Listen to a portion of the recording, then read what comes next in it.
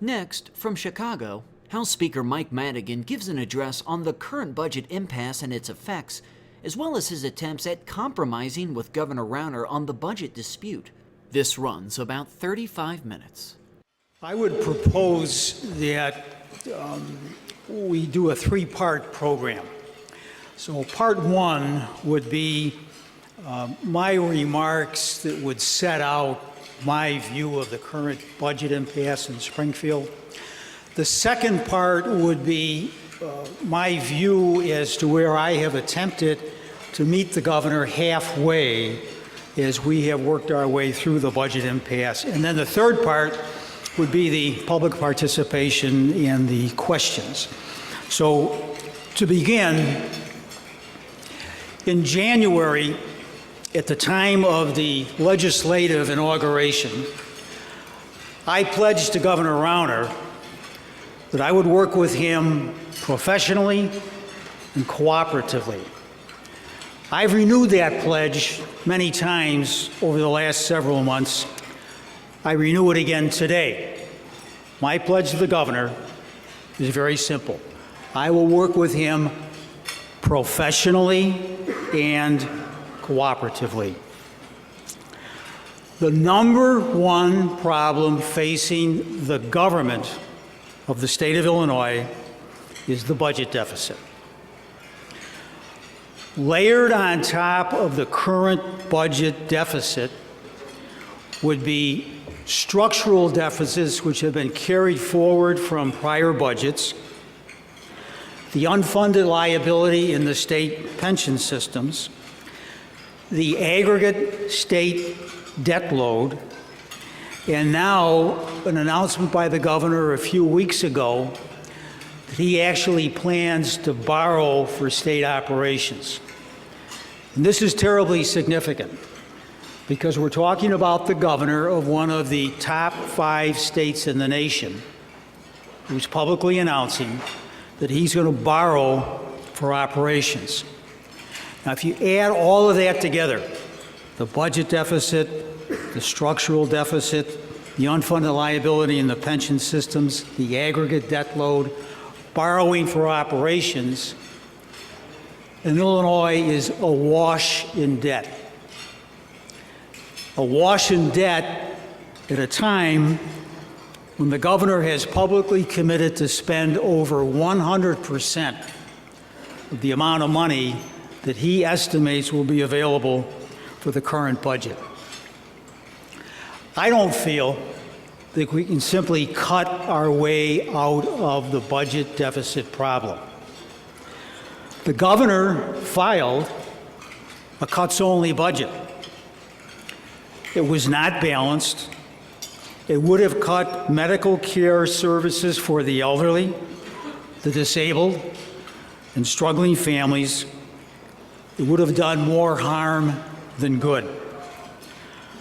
My view is that we have to have a balanced approach to solving the problem of the budget deficit.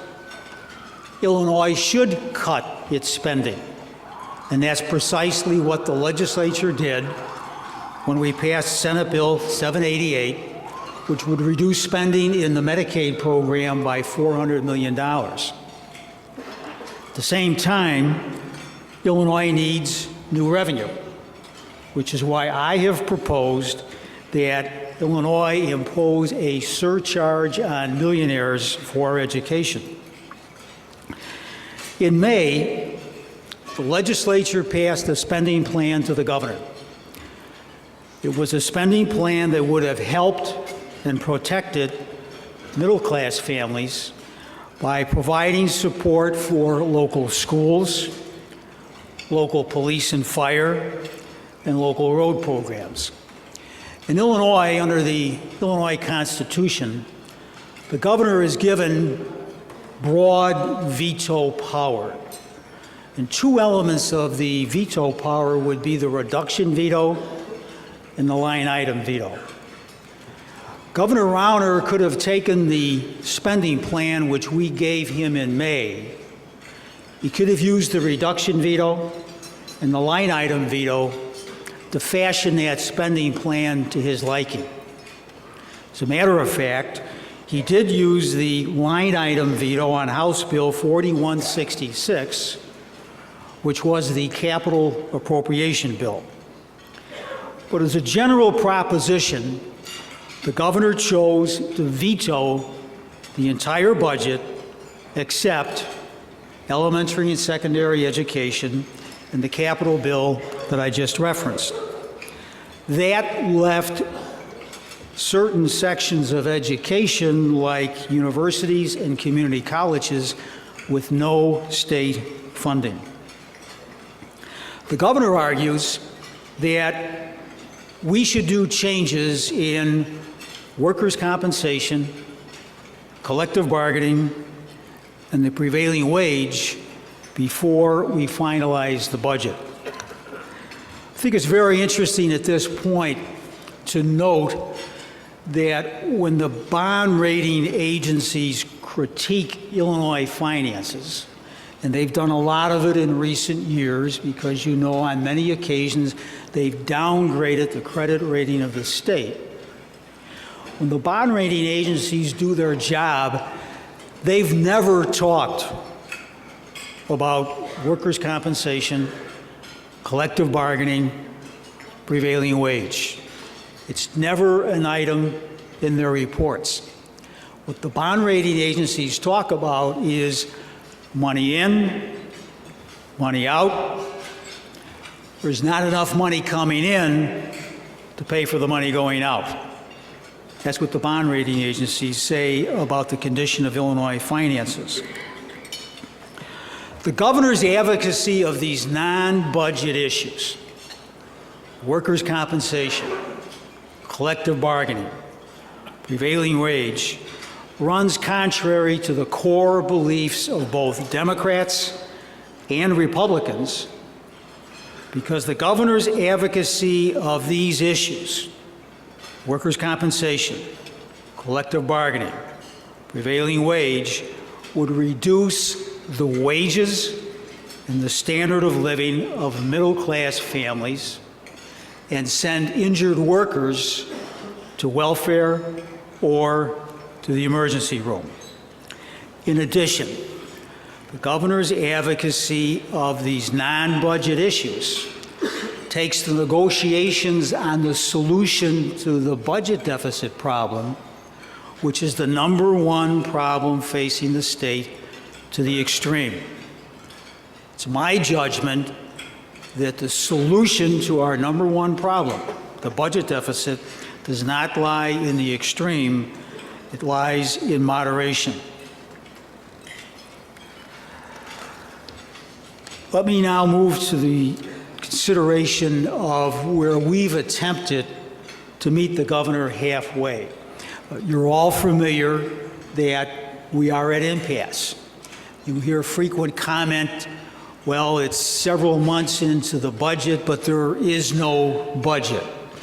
But the truth is that a huge majority of what the state does has continued on because of court orders, because the governor signed elementary and secondary education.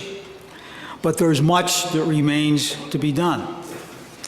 So the governor has attempted to advance his non-budget issues. One of them is workers' compensation.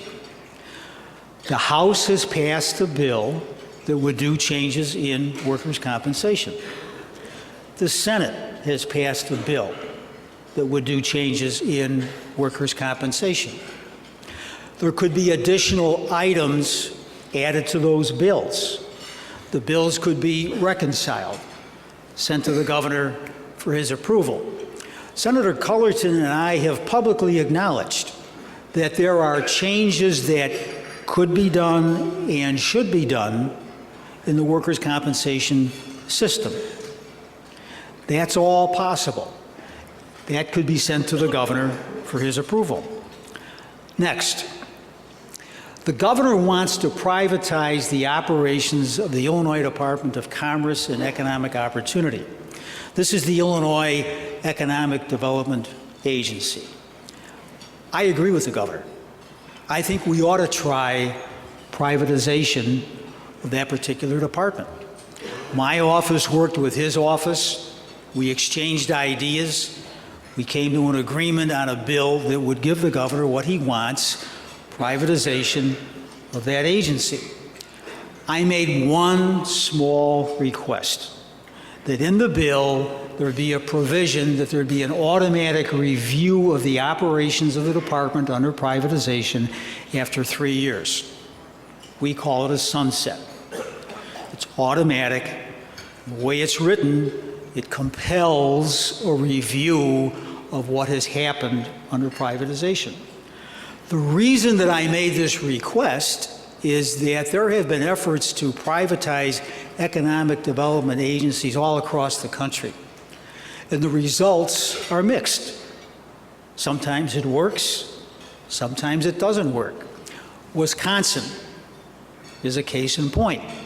Governor Walker wanted to privatize the operations of their economic development agency. They went ahead, they passed the bill, they set up a board to supervise the operations of the department. Under their legislation, Governor Walker became the chairman of the board. Going forward, a company came in before the board, made an application for a grant or a certification for eligibility for a tax break. They got what they wanted, then they made a big contribution to Governor Walker. So it brought on a scandal such that Governor Walker was compelled to advance legislation that would remove him as the chairman of the board. That's just one example of where it didn't work out too well. Sometimes it works well. My position is, let's put ourselves in a position where on an automatic basis we can review what's happened with this particular privatization. Next, the governor says he wants to freeze real estate taxes. In the Illinois House, on 16 occasions, we have called a bill that would freeze the extension on real estate taxes. When the bill is called, generally about 40 Democrats vote for the bill, close to 0 Republicans. Had there been a decent number of Republicans supporting the bill, it would already be over in the Senate many months ago. The governor made a request that the legislature forego an anticipated adjustment in their compensation. We acceded to the governor's request. We moved a bill that suspended the anticipated COLA adjustment.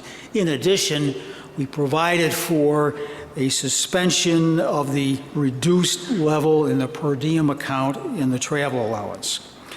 The last area where the governor has made a request, and I think that we've done a very good job of responding to the request, takes us into another area, but this is very helpful. It's called appropriations. For those of us in the legislature, we use this word appropriations. The spending by the state government is done by a variety of agencies only after they get the authority to spend from the legislature. That's what we call an appropriation bill. So when I talk about an appropriation bill, I'm talking about an element of the total budget making which is done by the state of Illinois. So there's 3 instances here. Number 1, when Governor Rauner first took office in January, he complained that the then current budget was not in balance. I agreed with him. I went to my caucus. They weren't real happy. I used that persuasion that the Tribune talks about all the time. And then they got happy. It was amazing. We cooperated with the governor. We sat, we talked, we exchanged ideas, we negotiated, and we sent a bill to the governor which he signed and he publicly proclaimed as a real good job. He was real happy that there had been a correction in what we call the FY15 budget. Next, a few months ago, the governor made a request to us, would we appropriate the federal money? So the state of Illinois gets money from the federal government.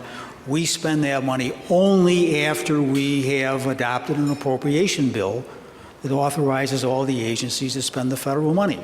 Governor's request was, okay, we're at odds, we're at impasse, but let's do the federal money.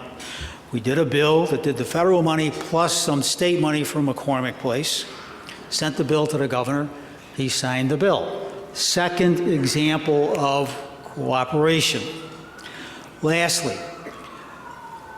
this last Monday, the Senate passed a bill that did more appropriations. This particular bill started in the House. It was an initiative of Representative Moylan. It would have provided for an appropriation for, say, the lottery, for local motor fuel tax for local governments, and a variety of items where the state collects the money, but somebody else spends the money. That's how Moylan started. After about a week of consideration of the bill, the governor came along and said, I'd like to include some items in the bill. One of his items provided that the Department of Transportation would be able to buy salt for the winter snow season, at which point our response was, that's a good idea, Governor, but we think we ought to provide for an appropriation for what's called the LIHEAP program, which is money for poor people to pay their energy bills during the winter. It was a nice trade-off. Bottom line, we met, we talked, we exchanged ideas, we got the bill. We sent the bill to the governor signed the bill. 3 instances of budget making that happened in the ordinary course, the normal course that we follow in Springfield. One little difference. The governor was not demanding changes in workers' compensation, collective bargaining, prevailing wage. That demand was absent during the consideration of these 3 bills. And that's where I come back to my point that his advocacy of these non-budget issues, workers' compensation, collective bargaining, prevailing wage, takes our work in Springfield, our effort to solve the #1 problem facing the state, which is the budget deficit problem, to the extreme. It doesn't belong in the extreme. It will not be solved in the extreme. It'll be only solved as those 3 appropriation bills were settled, because everybody is working in moderation. Thank you for being so patient. And Paul, my memory is that you proposed the questions. Yes, sir. Coming up. Okay. First question, showing ecumenical spirit, comes from Phil Hale of Loyola University. Mr. Speaker, would you please expand upon the compromises which you feel you have already made to the governor? I can go back through that complete list again. You can see I've got it pretty well memorized. You could just say IBID. It's the same stuff, and if you let me go, I'm just going to go back over the same items and end with the recommendation that we not do things in the extreme. How about another question? You are trying to protect the middle class, yet during almost 3 decades you have been House Speaker. The state has lost jobs and congressional seats. Okay, how can you say that you are protecting the middle class? We leave out the congressional seat. That's sort of based on population. I'll just throw that in, but go ahead. There you go, Mike. Yeah. This goes right to the heart of the difference of opinion between myself and the governor. And so as part of my remarks, I explained that I feel that his position on certain of these issues would lower wages and the standard of living of middle-class families. And I would follow up by explaining that the history of the American government prior to 1933 was pretty much to remain out of the business of managing the economy. However, beginning in 1933 with the administration of Franklin Roosevelt, there was a dedicated effort by the federal government to, in effect, manage the economy and to work always to create jobs, to raise wages, to raise the standard of living. That is obtained through both Democrat and Republican administrations. That was the policy of the Roosevelt administration for 20 years, and it was followed by Truman. Eisenhower became the president. No change. Same idea, that it's the responsibility of the federal government working through the Congress and the Federal Reserve to, in effect, manage the economy. Raise wages, raise the standard of living, work to prevent too much inflation. That's been the policy of the country for all of these years, and that's where I say I don't think any government should be in the business of lowering wages and the standard of living. That the responsibility upon the government is to move in the opposite direction, to do what the government can do and do well, raise wages on a continuing basis, and maintain a good standard of living for everybody in the country.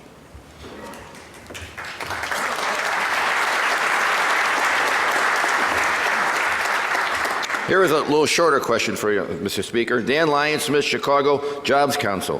Why are we calling it a budget impasse and not the more accurate term, budget crisis?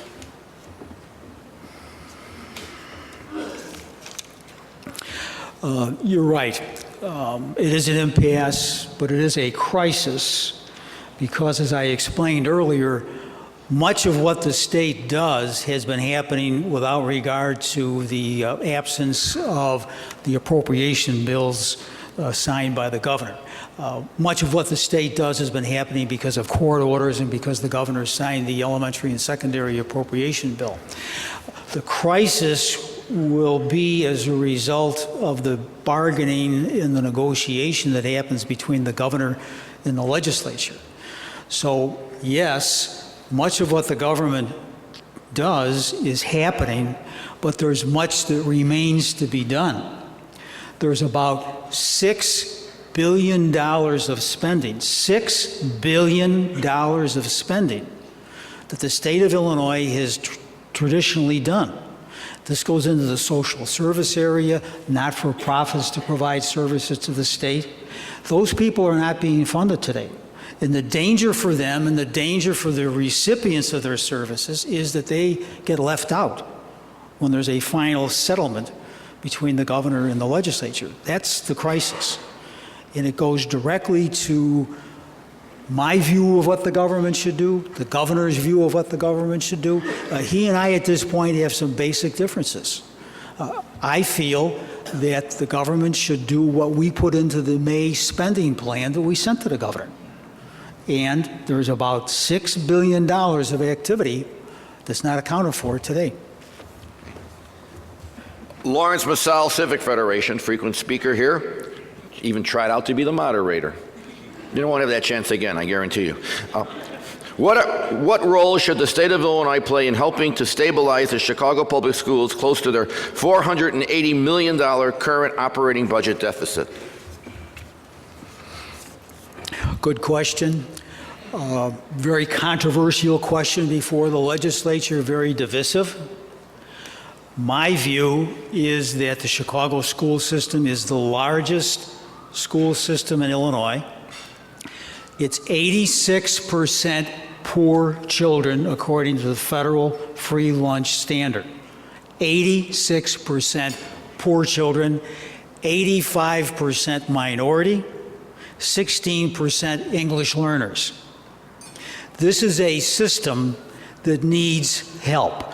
This is a system that deserves help because it's taken on the responsibility to educate children where 86% are poor, 85% are a minority.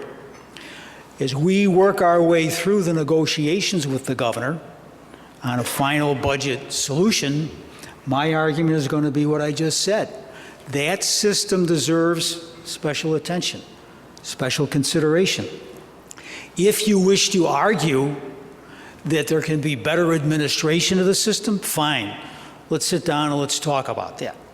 If there are other changes in teaching methods, let's talk about that. But let's not take the view that we're going to walk away from a state responsibility to educate the poor and the minorities in the state of Illinois. I won't agree to that.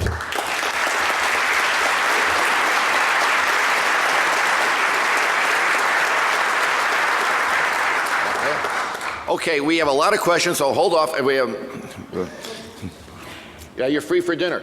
All right. Kathy Carmody, Public Policy for People with Disabilities. Can you comment on the underfunded system of community services for people with disabilities and what changes you would like to see in this area? Thank you. This is an example of one of the areas that's really in danger. So I just spoke to this a little bit ago. We have the big items like education, the Medicaid program, and then there are areas like this where it's going to take some real tough negotiating and bargaining in order to provide that those services will continue to be provided by the state of Illinois. I'm not equipped to speak as to what can be done better in those areas. I just know that historically, for 25, 30, 35 years, the state has funded activities like this, and it should continue to fund activities like this. Wendy Catton. Wendy, where are you? A frequent participant? I see you, Wendy. Raise your hand for Illinois Public Education. Here's the question. Once the budget is figured out, we like positive statements. Would you raise new revenue to bring the school foundation level up to the, is it EFAB? Well, I don't do acronyms. Recommendation of over $8,600 per pupil, more than $2,000 spent now. And then she adds, as she always does, if not, why? I'm for more support for education. The governor's for more support for education. The question is, how do you get it done? There's a debate now around the legislature concerning the method of distributing the school money to the various school districts all over the state. We call it the school aid formula. It gets terribly complicated, terribly contentious. Translated, that means that there's many, many districts all over the state, and they want to know, what am I going to get out of this? And that's how they instruct their legislators to act when they get down to Springfield. I think it's time that we do a good, in-depth review of the distribution of the school money. There's the formula, there's block grants, there's poverty grant, there's a whole variety of methods of distributing the money. We should take a good hard look at all of that. In the House, we've created a bipartisan group with the support of Representative Durkin, the minority leader, and we've collaborated, Democrats and Republicans, for several months to develop a good knowledge base as to changes that ought to be done. Certain of the Republicans are complaining that the Chicago school system does too well because of something called the block grant. And that's a subject of debate. We don't have to solve that today, but they would say Chicago's getting too much from the block grant. They should lose some of that. It could go to suburban Collier County school districts. That takes you into where you can understand the contention that's going to happen on this particular issue. Bottom line, it's time for a review, and we're already about the business of doing that. Okay. We have the new University of Illinois Chicago Chancellor. Michael, where are you? And why don't you, for everybody, pronounce your last name? Well done. Okay. You don't get this job because you're slow. Mr. Speaker, has the oh God, what a question. Has the state run out of money by now for FY16? And if so, what does this mean for higher education? I could answer that one. It's 2 words, streetwise. No. I'm sorry, Jackie, that's the only one I'll do. The question I heard, has the state run out of money? I'm not in a position to answer that question with complete accuracy because the answer would be somewhere in the executive department, somewhere in the governor's office, his office or the Bureau of the Budget. They're right at the heart of money coming in, money going out.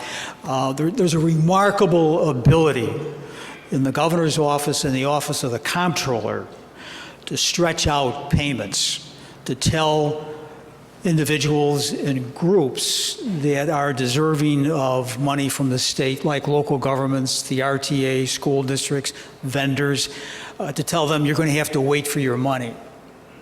And as I said, there's a remarkable ability for the governor and the comptroller to stretch out the payments. They're doing that. It was done in the past under prior administrations.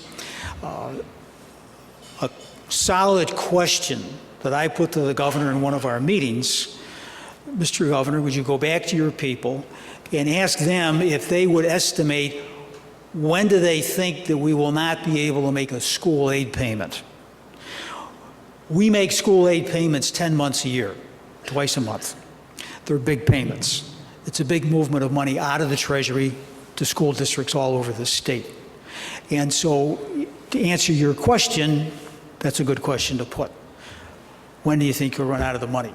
Governor Rauner, you know, was a very successful salesman. And you know, salespeople are always upbeat about things. And he came back and said, we don't have any problems. You know, we'll work our way all the way through it. And I said, okay, I don't believe you. But if you have a further answer for me later, let me know. We don't know. That's a key question in terms of forcing people to get reasonable, be moderate, sit down and exchange ideas as we did on those 3 appropriation bills and solve the bigger problem. Okay. Mr. Speaker, we have 4 quick questions left, and that'll be it. Thomas McElroy, where are you, Tom? This organization's called? Level 1. Okay. Can you talk about the minority and women-owned vendors of the state that are not working or being paid? I spoke to this gentleman earlier before we started, and it's a real problem. And so he's with a company that's providing services to the state. I just spoke to the remarkable ability of the governor and the comptroller to stretch out payments and tell people you have to wait for your money. And so that's happening. And unfortunately, among the victims, the minority firms will be bigger victims than the others, because the others will have more ability to carry on until the money comes in the door. It's a serious problem. It's a solid reason why all of this should be solved. Okay. Ashton, I finally got your question, and Governor, you can take this one as a mulligan because you don't want to negotiate in front of everybody. What would you put on the table? What 2 items would you put on the table if it meant getting a budget deal done? You could just say whatever you want to say.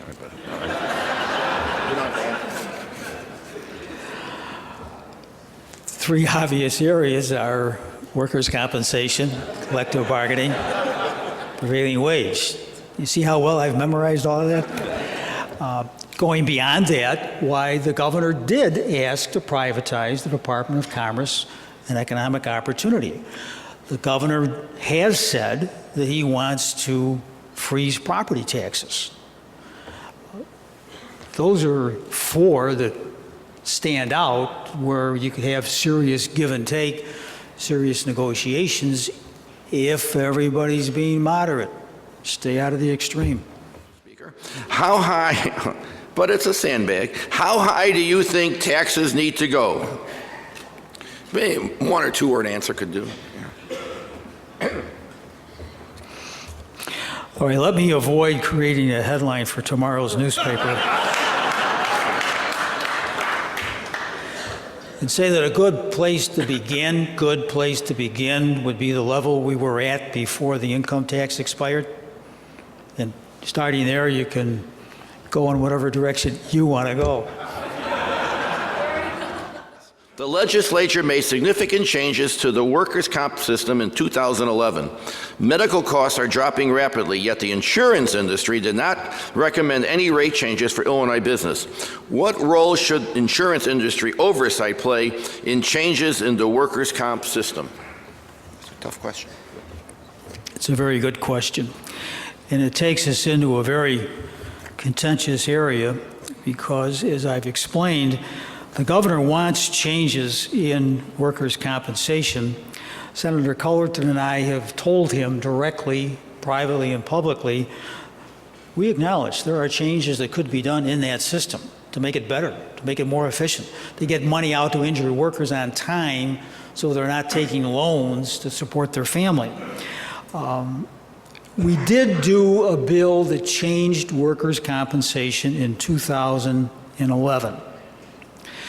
The evidence from that bill, in part substantiated by the Illinois Workers' Compensation Commission, which is under the control of the governor, is that the bill is working. Costs are coming down. That doesn't mean that the Illinois costs are at a level with Indiana or Wisconsin, because the system is predicated upon wage levels.